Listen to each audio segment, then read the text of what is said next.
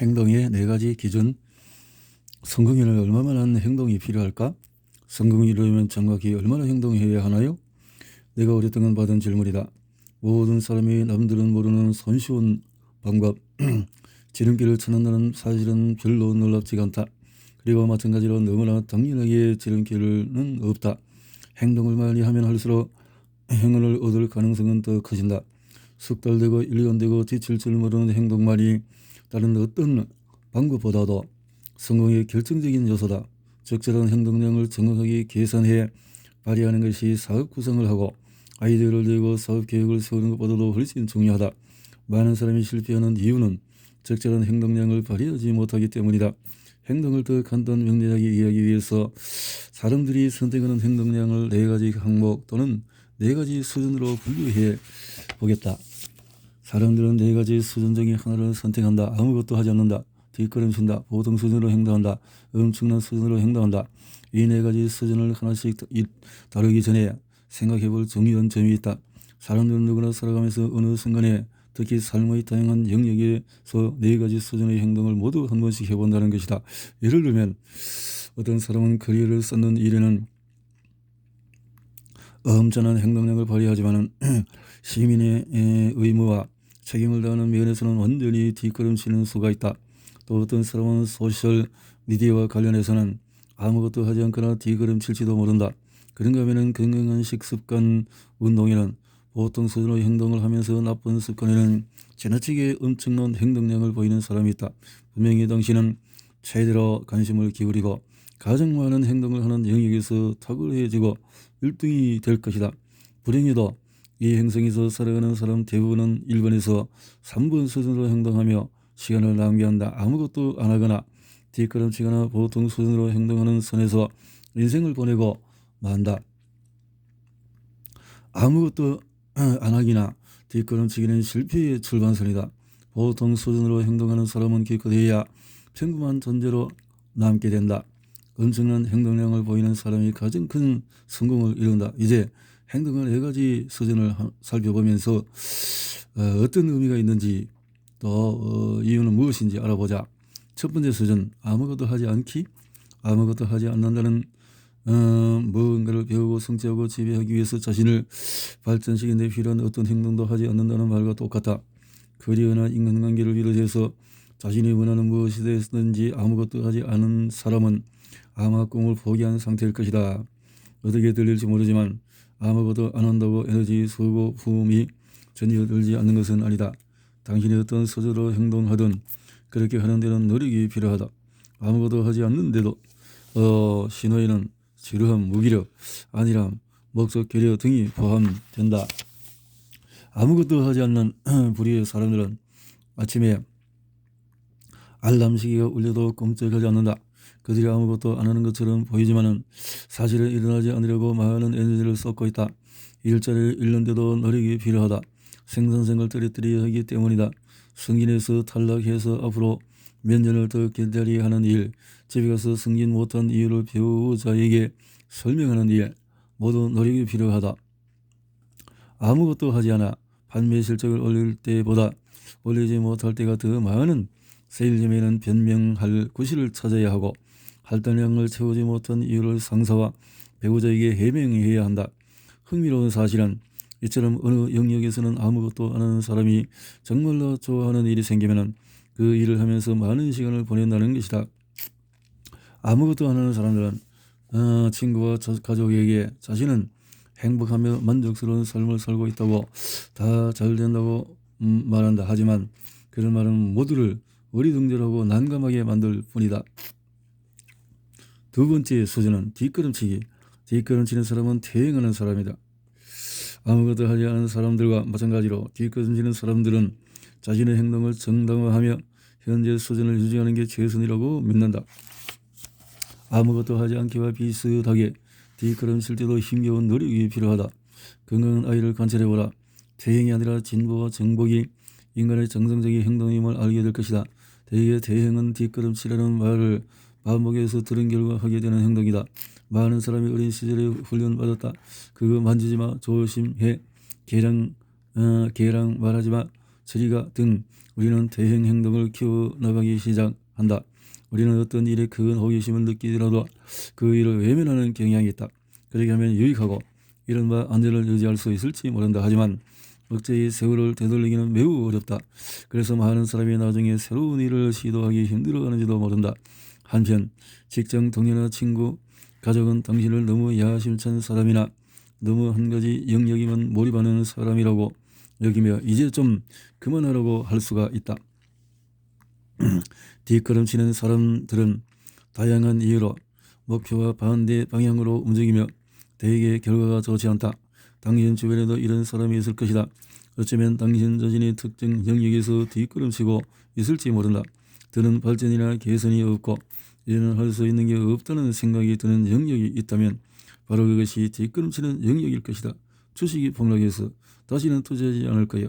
대부분의 결혼이 실패로 끝나 난 독신으로 지낼 거야. 연기는 너무 힘들어. 남은 인생은 웨이트로 살 거야. 고용시장이 얼어붙어서 아무 기업도 채용을 안 해. 난 실업급여나 받을 거야. 내가 투표한다고 선거 결과가 달라지겠어? 그러니 투표 안 할 거야. 이 모든 생각이 퇴행이다. 이 모든 상황에 한 가지 공통점이 있음을 눈치챘는가? 뒷걸음치는 상황에서도 최소한 어떤 행동이 필요하다는 것이다. 뒷걸음치는 사람은 퇴행의 이유를 정당화하려고 많은 시간을 쓴다. 그들은 생존에 꼭 필요한 행동만 하고 있다고 강하게 확신한다. 그래서 왜 뒷걸음치느냐를 놓고 그들과 논쟁을 벌이기는 불가능하다. 하지만 그들은 자신의 퇴행 결정을 정당화하는 데 많은 에너지를 써야 할 것이다. 행동의 네 가지 수준을 이해하고 각 수준에 모두 에너지가 필요함을 깨달으면 더 바람직한 선택을 할 수 있을 것이다. 세 번째 수준은 보통 수준으로 행동하기. 오늘날 우리 사회에는 아마 보통 수준으로 행동하는 사람이 가장 많을 것이다. 이 부류의 사람들은 겉으로는 필요한 만큼 행동을 하며 정상적인 삶을 사는 것처럼 보인다. 이런 수준의 행동이 중산층을 만든다. 그런데 이 행동이 실제로는 가장 위험하다. 괜찮은 행동 수준이라고 용납되기 때문이다. 이 부류에 속하는 사람들은 평범한 삶, 결혼, 커리어를 영위하는 데 평균적으로 충분해 보이는 행동을 하며 살아간다. 하지만 진정한 성공을 이룰 정도로 많은 행동은 절대 하지 않는다.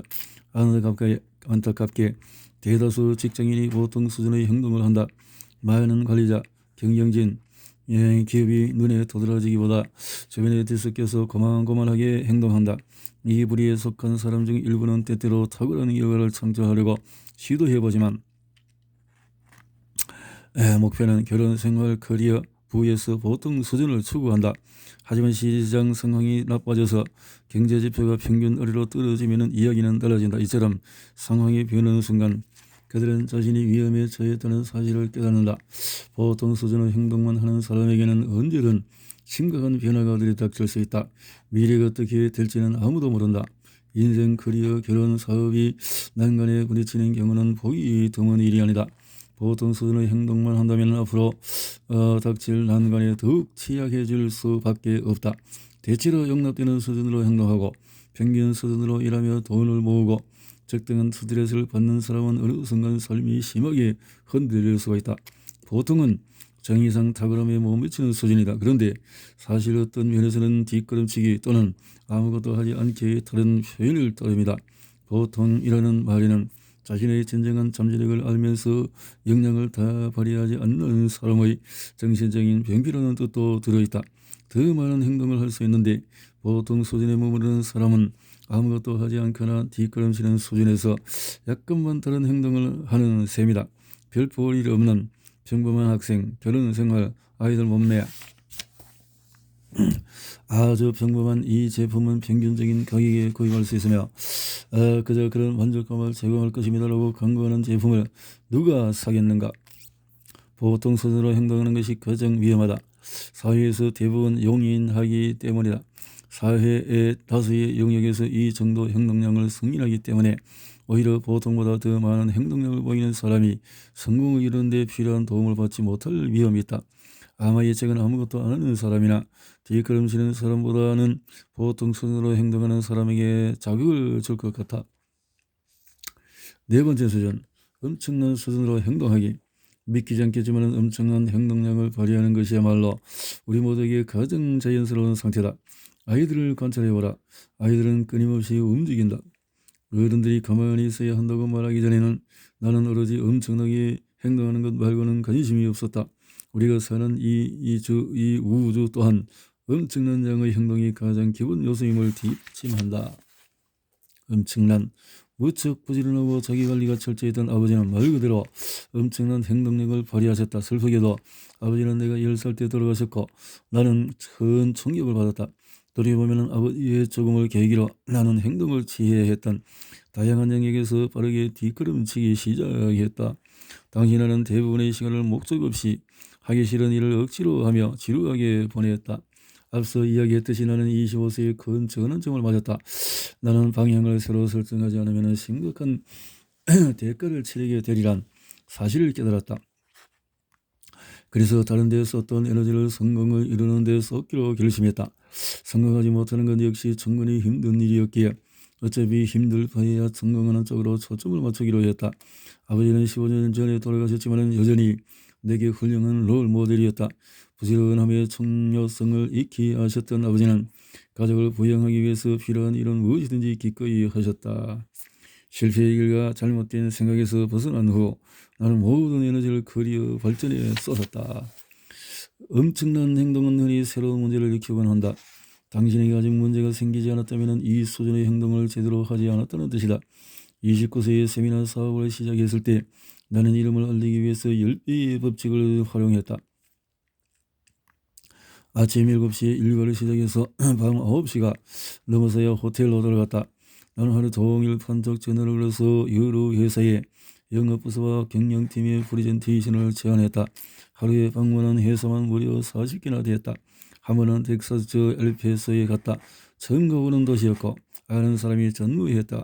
당연히 나를 아는 사람도 없었다. 그곳에서 2주 동안 머물면서 나는 모든 회사를 조사했다. 그들 모두를 고객으로 만드는 데는 성공하지 못했지만 엄청난 행동력을 발휘함으로써 그렇지 않았다면 얻지 못했을 많은 거래처를 확보했다. 엄청난 행동을 할 때는 얼마나 많은 시간을 일해야 하는지는 생각하지 말고 하라. 이 네 번째 수준의 행동을 하기 시작하면 마인드셋이 바뀌고 그래서 결과 또한 달라진다. 엄청난 행동을 할 때 당신은 평범한 날을 보내던 때보다 더 일찍 기회를 잡을 것이다. 그리고 예전과는 다른 방식으로 기회를 얻을 것이다. 그러면 평범한 하루는 이제 과거의 일이 된다. 나는 엄청난 행동량 발휘에 계속 전념했고 마치 내 엄청난 행동은 특별한 무엇이 아니라 습관이 되었다. 흥미롭게도 많은 사람이 내게 이런 말을 했다. 왜 그렇게 지금도 밤늦게까지 일합니까? 뭐하러 토요일까지 전화를 하세요? 하지만 엄청난 행동을 하면서 사람들의 칭찬에 일하는 시간, 벌어들이는 돈에 대해서는 너무 많이 생각하지 마라. 그보다는 자신의 삶과 미래가 엄청난 행동량을 발휘하는 능력에 달렸다고 생각하며 하루하루를 살아야 한다. 처음 창업했을 때 나는 그 사업을 성공시켜야 했다. 그리고 그런 데는 한 가지 방법밖에 없었다. 사람들에게 나와 회사를 알리려면 나는 많은 행동을 해야 했다. 그거 말고는 달리 방법이 없었다. 그래서 통화, 회신 전화, 우편물, 이메일, 판촉 전화, 방문, 추가 전화 등에 나의 모든 에너지를 쏟았다. 미쳤다는 소리를 들을 때까지 행동하라. 미쳤다. 엄청난 행동을 발휘하며 전념하는 태도 때문에 나는 일정독자 편집감, 탐욕스러운 사람, 결코 만족을 모르는 사람, 불도저, 심지어 미치광이라는 소리까지 들었다. 엄청난 수준으로 행동하기는 또한 다소 비합리적인 선택을 한 뒤에 훨씬 더 많은 행동을 발휘한다는 뜻이다. 엄청난 수준으로 행동하려면 안 좋은 꼬리배가 달리는 일이나 남들의 비난을 예상해야 한다. 그들은 엄청난 행동력을 발휘하며 큰 성공을 거두는 사람을 가만히 놔두지를 못한다. 그래서 엄청난 행동을 멈추게 하려고 할 수 있는 일은 다 한다. 다음 두 가지 상황에 직면하면 당신은 엄청난 행동력을 발휘하는 영역으로 진입했다는 뜻이다. 첫째, 스스로 새로운 문제를 일으킨다. 둘째, 다른 사람들에게 비난과 경고를 받기 시작한다. 엄청난 수준으로 행동하려면 다가오는 기회는 전부 잡아야 한다. 보이는 것보다 연기를 엉망으로 하더라도 사람들 눈에 보이는 쪽이 낫지 않은가? 당신의 유일한 문제는 재능이 아니라 이름 없습니다.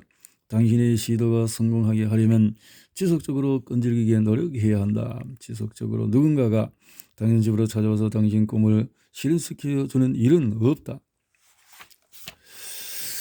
내가 말하는 지배는 물리적인 지배가 아닌 대중을 사로잡는 정신적인 지배다. 정신적인 지배다.